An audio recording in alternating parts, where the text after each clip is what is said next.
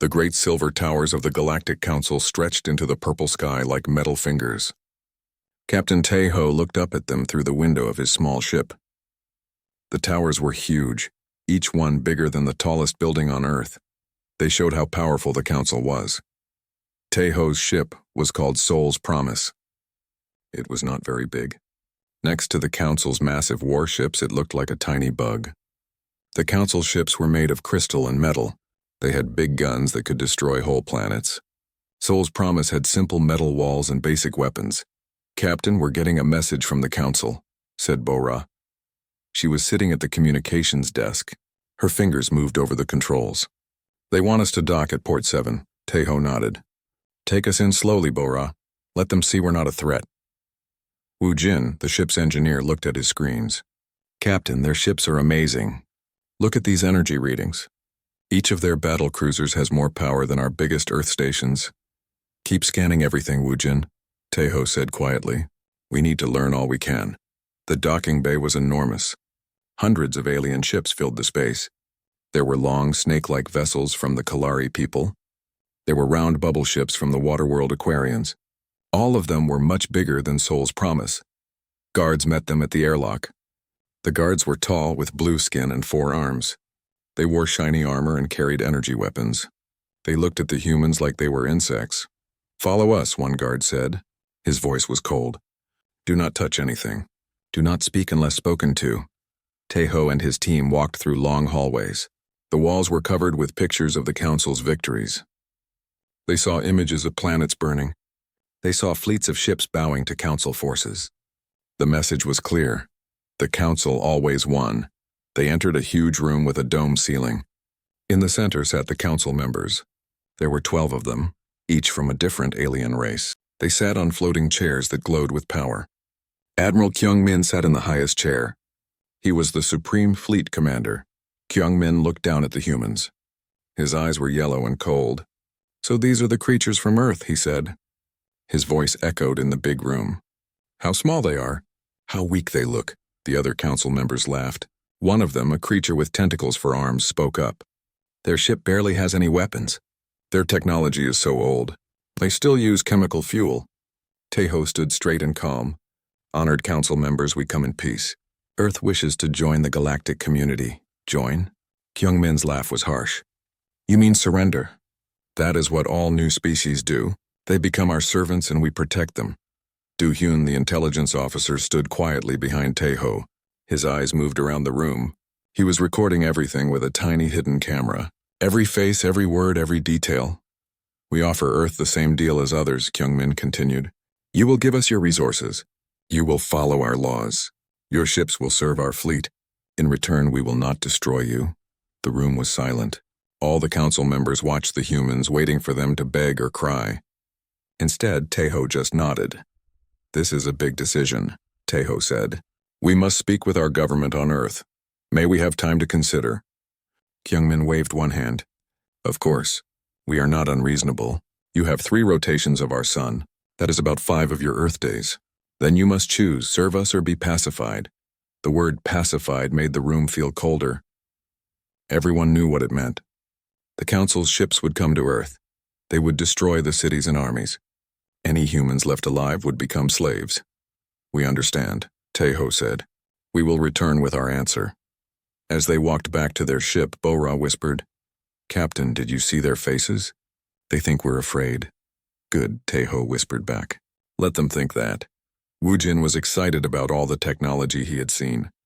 "Their power systems are incredible. But Captain, I noticed something strange. All their weapons are designed to destroy big targets. Planets, cities, fleets. They don't seem ready for different kinds of fighting." Back on Soul's Promise, the crew prepared to leave. The Council guards watched them go. The guards were bored. To them, this was just another weak species asking to join. Soon Earth would bow down like all the others. But Do-hyun was not thinking about bowing down. He was thinking about all the information he had gathered. The Council was strong, yes, but they were also proud. Too proud. They thought no one could challenge them. "Captain," Do-hyun said as they flew away from the station, "I intercepted some of their communications. They're already sending ships toward Earth." Taeho was not surprised. "How many ships?" The third pacification fleet. 200 warships. They're moving fast. Bora looked shocked. But they said we had 5 days. They lied, Taeho said simply. They always planned to attack. The meeting was just for show. As Seoul's promise moved away from the council station, Taeho opened a special communication channel. It was quantum technology, much faster than anything the council had. Earth would know about the fleet in minutes, not hours. Earth Control, this is Seoul's promise, Taeho said into the communicator. The council has rejected peaceful contact. They are sending 200 ships. Request permission to proceed to Phase 2. The answer came quickly. It was from Jiwoo, Earth's defense minister. Her voice was calm and steady. Permission granted, Captain. All observers are in position. Begin Phase 2 when ready. Taeho smiled for the first time since arriving at the council station. Understood, Earth Control. See you soon. Behind them, the council's silver towers grew smaller. The aliens in those towers thought they had just met another weak species. They thought Earth would fall like all the others. They were very, very wrong. In the dark space between stars, other ships were moving. Ships the council had never seen. Ships that had been watching and waiting for 50 years. The observers were finally ready to act. Seoul's promise flew through the dark between stars. The ship's lights were dimmed to save power. Captain Taeho sat in his chair, reading reports on his screen. The news was not good. Captain, I've broken their communication codes, Do-hyun said. He looked tired from working all night. The council fleet is moving faster than we thought. They will reach Earth in 8 days. Bora turned from her station. 8 days? But they told us we had 5 days to decide. They planned to attack from the beginning, Do-hyun explained. The meeting was fake. They wanted to see how weak we were. Woojin shook his head. 200 ships. Each one bigger than anything Earth has ever built. How can we fight that? Taeho was quiet for a moment. Then he smiled. We don't fight them, Woojin. We've been preparing for this for 50 years. The communication system beeped. A message was coming from Earth. Jiwoo's face appeared on the screen. She was in the Defense Command Center. Behind her, dozens of people worked at computers. Captain Taeho, we received your report, Jiwoo said. The council is making the same mistake as always. They think size means strength. What are your orders, Minister? Taeho asked. Continue to Phase 2. All observer posts are ready. Hanul will begin the final preparations. Far away from the council's main world, something strange was happening. The Kalari people lived on hot desert planets. Their cities were built underground to stay cool. For weeks now, they had seen strange lights in their night sky. Shinwoo was a young Kalari worker. He was fixing a water pump when he saw the lights again. They moved in straight lines across the stars. They were too small to be council ships, too fast to be cargo vessels. Elder Mokran, the lights are back, Shinwoo called to his boss. The old Kalari came outside. His 4 eyes looked up at the dark sky. I see them, young one. They have been watching us for many cycles. Should we report them to the council? Mokran made a negative gesture with his tentacles. The council does not listen to worker reports. Besides, these ships do nothing. They only watch. On another world, the Threxians had similar stories. These bird-like people lived in tall crystal cities. Their sharp eyes could see great distances. For months, they had spotted small ships at the edges of their solar system. Youngai was a Threxian scout pilot. Her job was to check on mining ships in the outer system. Last week, she had seen something impossible. A ship that seemed to appear from nowhere. It scanned her vessel for exactly 30 seconds, then vanished. Flight leader Namho, Jung-ae reported over the radio. I've seen another ghost ship. Grid 77 Alpha. Namho's voice crackled back. Confirmed, Jung-ae. That's the 15th sighting this month. Someone is mapping our entire system. Back at the council station, Admiral Kyung-min was reading reports in his private office. The reports mentioned these ghost ships and silent watchers. He was not worried. The council had the biggest fleet in the galaxy. A few small scout ships meant nothing. His assistant, So Young, knocked on the door. She was a junior analyst, very smart but still learning. Admiral, I've been studying the watcher ship reports. What about them? Kyung-min asked without looking up from his papers. Sir, I think there's a pattern. These ships have been seen near every major council world, every fleet base, every important facility. Now Kyung-min looked at her. Show me. So Young put a holographic map in the air. Hundreds of red dots marked the locations where watcher ships had been seen. Together they covered every important place in council space. This looks like Reconnaissance, So Young said carefully. Someone is studying all our defenses. Kyungmin studied the map. There were too many red dots. No single species could have so many ships. Which species could do this? That's the problem, sir. The ships don't match any known designs. They appear and disappear without using normal engines. Our sensors can barely detect them. For the first time, Kyungmin felt a small touch of worry, but he pushed it away. The council had ruled for 10,000 years. No one could challenge them. Probably smugglers, he decided, or pirates. Double the patrols around important worlds. So Young wanted to say more, but she knew better. Junior analysts did not argue with Supreme Fleet commanders. Meanwhile, on a hidden station between stars, Hanul was preparing for the most important mission in human history. She was the director of Human Defense Command. Around her, hundreds of technicians worked at their stations. Status report, Hanul said. All observer posts are active, reported Mingi, her second in command. Quantum anchors are in position around every major council facility. Temporal scanners? Online and mapping. We have complete real-time data on all council fleet movements. Hanul nodded. This was the result of 50 years of careful work. While the council built bigger ships and stronger weapons, humans had focused on different technology. They had learned to bend space and time itself. Any word from Captain Taeho? Hanul asked. He's proceeding to Earth as planned. The council fleet will arrive in 7 days. Perfect timing. Hanul looked at the big display screen. It showed the entire galaxy. Red dots marked council worlds. Blue dots marked human observer posts. There were thousands of blue dots. For 50 years, human ships had moved through space like ghosts. They used quantum technology to phase in and out of normal spacetime. They could appear anywhere, scan everything, then disappear without a trace. The council had noticed them sometimes. But they saw only a few small ships. They never understood that each observer post was actually a weapon more powerful than anything they could imagine. Young Sik, the chief scientist, approached Hanul's station. Director, all systems show green. The quantum deletion array is ready. Excellent. And the demonstration target? The abandoned council outpost in the Kepler system. It's been empty for 20 years. Perfect for showing what we can do without hurting anyone. Hanul allowed herself a small smile. The council thought they were dealing with primitive humans. They thought Earth was helpless. Tomorrow they would learn how wrong they were. Across the galaxy, Sol's Promise continued its journey home. In a few days, the ship would face 200 council warships. It seemed impossible that one small vessel could survive such a battle. But Sol's Promise would not be alone. And this would not be a battle in any way the council understood. The age of galactic bullies was about to end. Admiral Yu Jin stood on the bridge of his flagship Cosmic Authority. Through the big windows, he could see his entire fleet. 200 council warships flew in perfect formation. Each ship was huge, covered in weapons and shields.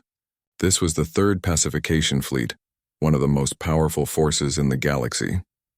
Admiral, we're approaching the human solar system, reported his tactical officer Minsu.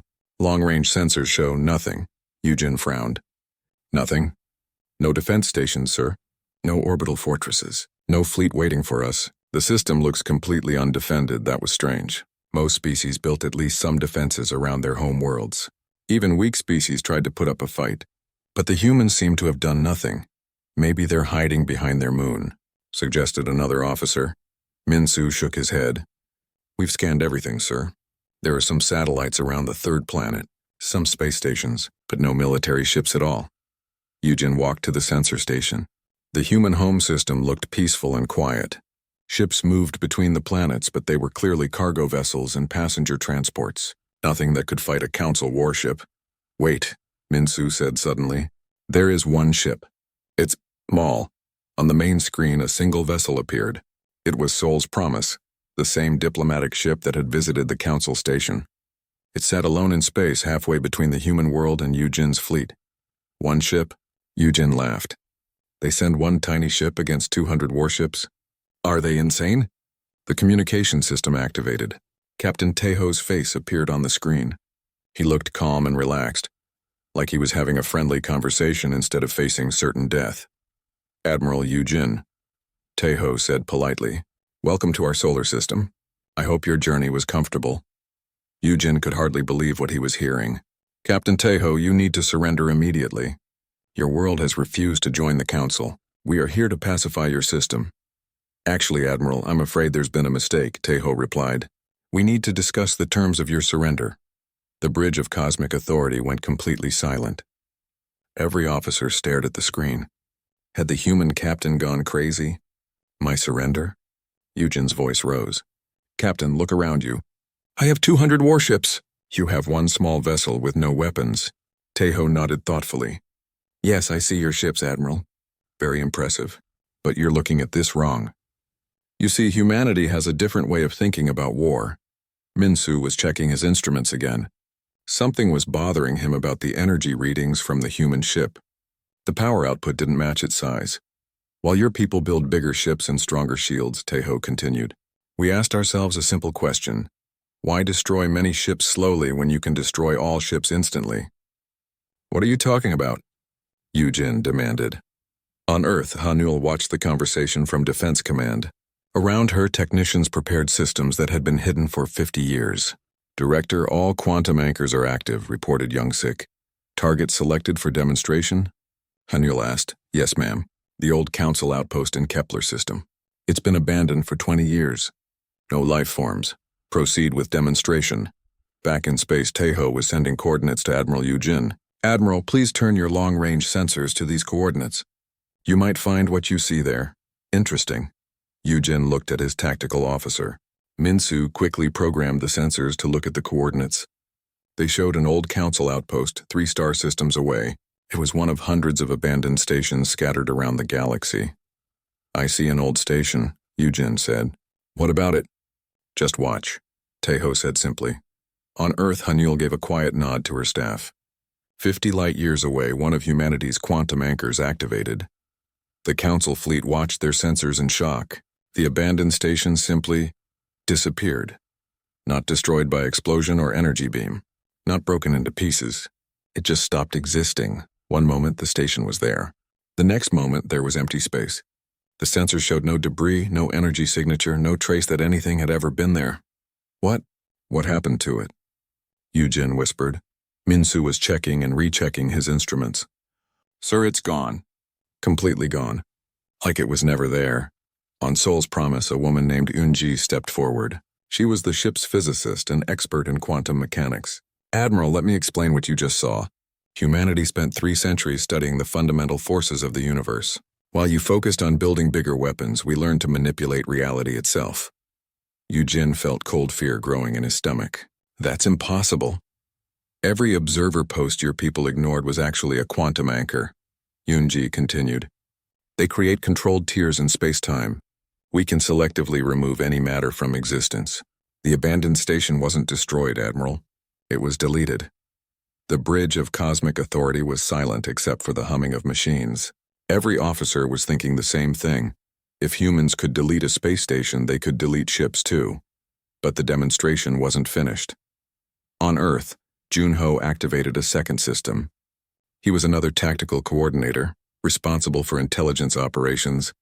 For 50 years, human technology had been doing more than watching. It had been infiltrating.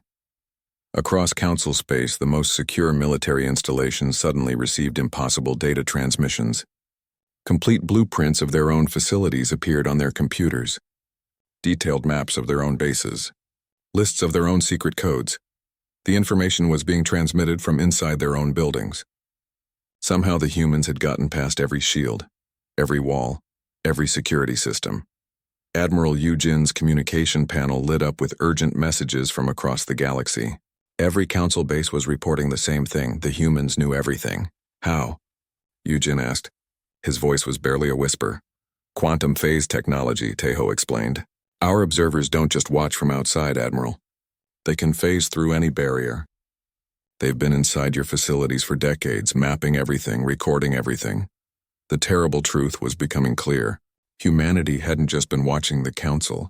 They had been preparing to destroy it completely. Minsu's instruments were going crazy. Admiral, I'm detecting quantum signatures all around us. All around the entire fleet. Eugen understood now. His 200 ships weren't surrounding one helpless human vessel. They were surrounded by invisible quantum anchors. Every ship in his fleet could be deleted from existence at any moment. Admiral, Tejo said gently, I think it's time we discussed your surrender. Yujin looked around his bridge. His officers were staring at him, waiting for orders. But what orders could he give? How do you fight an enemy that can erase you from reality itself? For the first time in 10,000 years, a council fleet faced an enemy they could not defeat. Back at the council's main station, Admiral Kyung-min was having the worst day of his life. Reports were flooding in from across the galaxy. Every military base, every secret facility, every hidden research station was sending the same message. The humans knew everything. "Sir, we're receiving another transmission from the human homeworld," So-young said.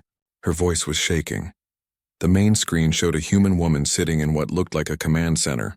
She had short black hair and calm eyes. Behind her, dozens of people worked at computers. "I am Nari, Earth's chief diplomat," the woman said. "I believe it's time we had an honest conversation." Kyung-min felt his 4 hearts beating too fast. "What do you want?" "First, let me explain what's happening. Right now, every council facility in the galaxy is targeted by our quantum deletion system. Every ship in your fleets, every station, every military base. We can remove all of it from existence with a single command." The council chamber was dead silent. The 12 council members sat in their floating chairs staring at the screen in horror. "However," Nari continued, "we don't want to destroy you. We want to free you." "Free us?" Kyung-min's voice cracked. "For 10,000 years, the council has ruled through fear. You destroy any species that won't obey. You turn proud civilizations into servants. This ends today." So-young was frantically checking reports from across council space. "Admiral, our analysts confirm it. The humans have quantum anchors positioned around every major council asset. Thousands of them." Another council member, a creature with tentacles, spoke up. "How long have you been planning this?" Nari smiled slightly. 247 years. Ever since we first detected your radio signals and learned what kind of government you were." Admiral Kyung-min felt sick. While the council had been building bigger fleets and conquering more worlds, humanity had been quietly preparing to end their empire. "What are your terms?" he asked quietly. "Simple. The Galactic Council will dissolve immediately. In its place, we'll create a true democratic alliance. Every species gets equal representation. No more pacification fleets, no more forcing worlds to surrender. And if we refuse," Nari's expression didn't change, "then the council ends anyway. But with you still alive to help build something better, or without you, your choice." On Sol's promise, Captain Taeho was still facing Admiral Yujin's fleet. The 200 council warships hung in space like giant metal beasts, but they were helpless beasts now. "Admiral," Taeho said, "your superiors are negotiating Earth's terms, but I wanted you to understand something important." Yujin had been silent for several minutes, staring at his tactical screens. The quantum signatures around his fleet were getting stronger. "What? This technology we've developed? It's not really a weapon. It's a tool for peace." "Peace?" Yujin laughed bitterly. "You can delete entire fleets from existence." "Exactly. Which means no one will ever be able to threaten others with military force again."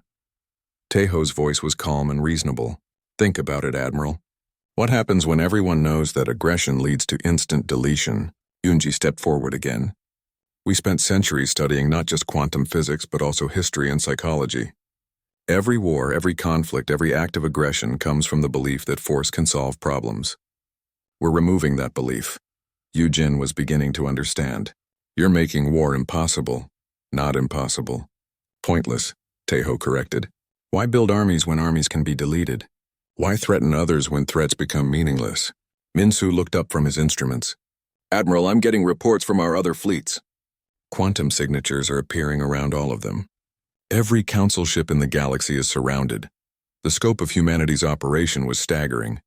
For 50 years, they had quietly positioned quantum anchors throughout council space, not just around military targets, but around civilian installations too. Anything that could be used to wage war was now under human control. Back on Earth, Hanul was coordinating the largest military operation in galactic history. But it was a military operation designed to end all military operations. "Status report," she said. "All quantum anchors active and stable," reported Mingi. "We have complete coverage of council space. Every fleet, every base, every weapons factory. Resistance? None so far. I think they're too shocked to fight back." Young-sik approached with a data pad. "Director, we're receiving surrender transmissions from 17 council fleets. More coming in every minute, Anil nodded. This was going exactly as planned. Humanity had learned an important lesson from studying galactic history. The best way to win a war is to make fighting impossible for everyone. Sir, So Young said to Admiral Kyung-min, I'm receiving fleet reports. Admiral Yu-jin's pacification fleet has powered down weapons. Admiral Dong-su's border patrol has stopped moving. They're all just waiting. Kyung-min understood why. Every council commander was looking at the same impossible situation. They had weapons that could destroy planets, but those weapons were useless against an enemy that could simply delete their ships from reality. There's something else, So Young continued. The quantum signatures aren't just around our military assets. They're around our civilian stations too. Our trade posts, our research facilities, our colonies. They're not targeting civilians, Kyung-min realized. They're targeting our ability to make war. Nari's voice came through the speakers again. Admiral, we need your decision. The quantum anchors will remain in place until every species in the galaxy agrees to peaceful coexistence. This isn't just about the Council. This is about creating a galaxy where no one can threaten others ever again. The other council members were talking among themselves in worried whispers. Some wanted to fight. Others wanted to negotiate. A few were already talking about surrender. But Kyung-min was thinking about something else. For 10,000 years, the council had ruled through fear. They had destroyed species that wouldn't obey. They had turned proud civilizations into servants. He had personally ordered the deaths of billions. Was he ready to give up that power? Was he ready to live in a galaxy where the council couldn't force others to obey? What guarantee do we have? He asked finally. How do we know you won't just become the new council? Nari smiled. Because, Admiral, we're giving the same technology to everyone. The statement hit the council chamber like a bomb. What? Every species that joins the new Democratic Alliance will receive quantum anchor technology. Everyone will have the power to defend themselves. No one will ever be able to conquer others again. It was the most radical idea in galactic history. Instead of keeping their superior technology secret, humanity was planning to share it with everyone. In one move, they would make every species equal and make conquest impossible. Admiral Kyung-min closed his eyes. The age of the Galactic Council was over. The only question now was whether it would end with dignity or with the Council's complete annihilation. He opened his eyes and looked at Nari's calm face on the screen. We surrender. The words "we surrender" echoed through the council chamber.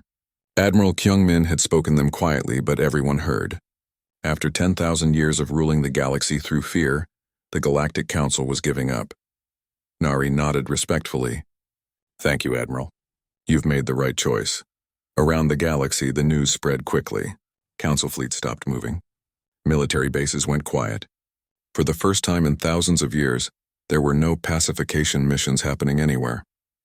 On Sol's promise, Captain Taeho watched Admiral Yu-jin's fleet power down their weapons. The 200 warships still looked dangerous, but they were no longer a threat. Admiral Yu-jin, Taeho said, your surrender is accepted. Your crews will be treated with respect. No harm will come to anyone who cooperates peacefully. Yu-jin looked defeated but also relieved. What happens to us now? You help us build something better, Taeho replied. The galaxy needs experienced military officers. But instead of conquest, you'll be protecting peace. Back on Earth, Hunnel was managing the biggest transition in galactic history. Her command center was busy with activity. People were coordinating with hundreds of species across thousands of worlds. Director, Mingi reported, we're receiving cooperation messages from 63 species. They want to join the new alliance, and what about resistance? Minimal. A few council hardliners are trying to rally support, but their fleets won't follow orders. Hard to start a rebellion when your ships can be deleted at any moment. Hanul smiled. Humanity had spent centuries preparing for this day.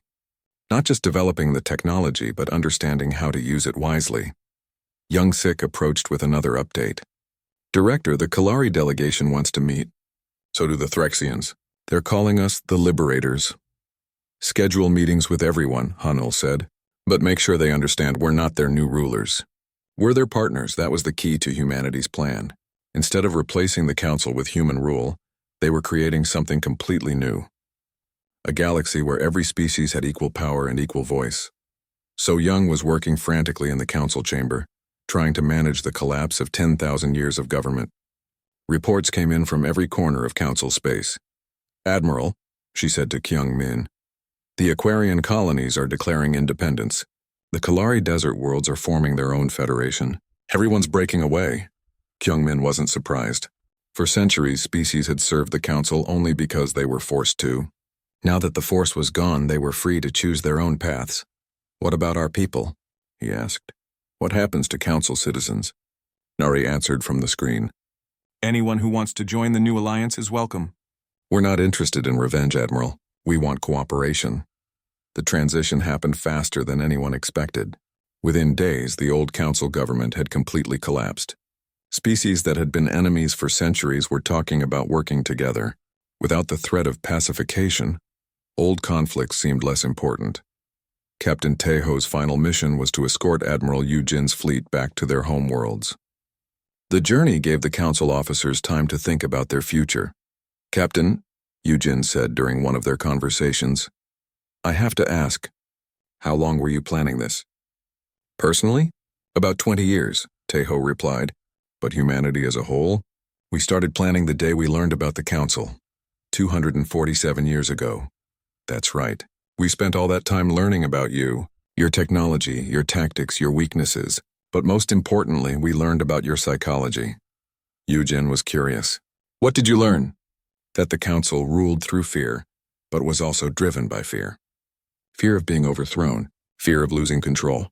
That fear made you predictable, it was true. Every Council decision had been based on maintaining power. They had never imagined someone might develop technology specifically designed to end their rule." "There's something I don't understand," Yujin said. "You could have used this technology to conquer us. Instead, you're sharing it with everyone." "Why?" Taeho thought for a moment. "Because conquest creates more problems than it solves. If we had become the new Council, someone else would eventually develop technology to overthrow us. By sharing our power with everyone, we make sure no one can dominate anyone else." Months passed. The new Galactic Democratic Alliance held its first meeting on a neutral world. Representatives from over 200 species attended. Each species had one vote, regardless of size or technology level. The Kalari sent Shinwu, the young worker who had first spotted human observer ships.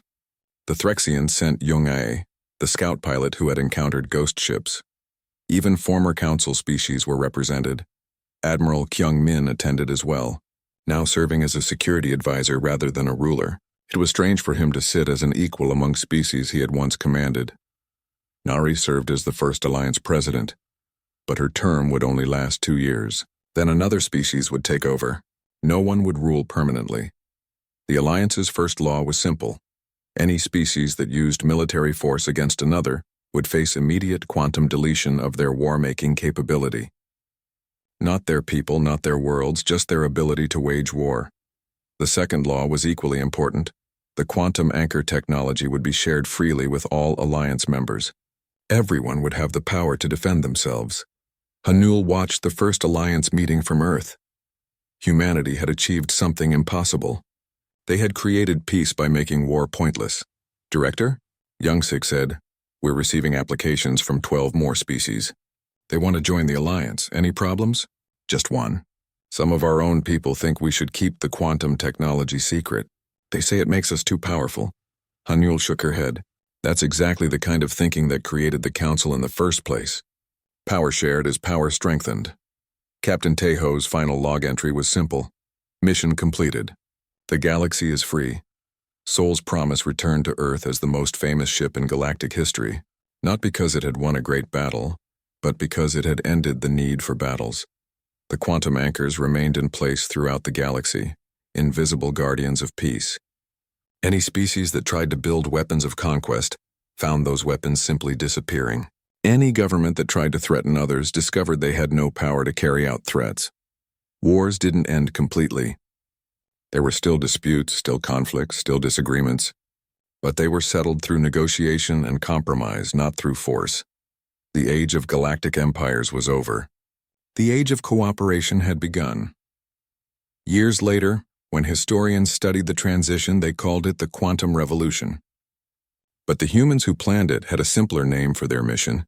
They called it giving everyone the power to say no, And in a galaxy where everyone could say no to aggression, everyone could finally say yes to peace.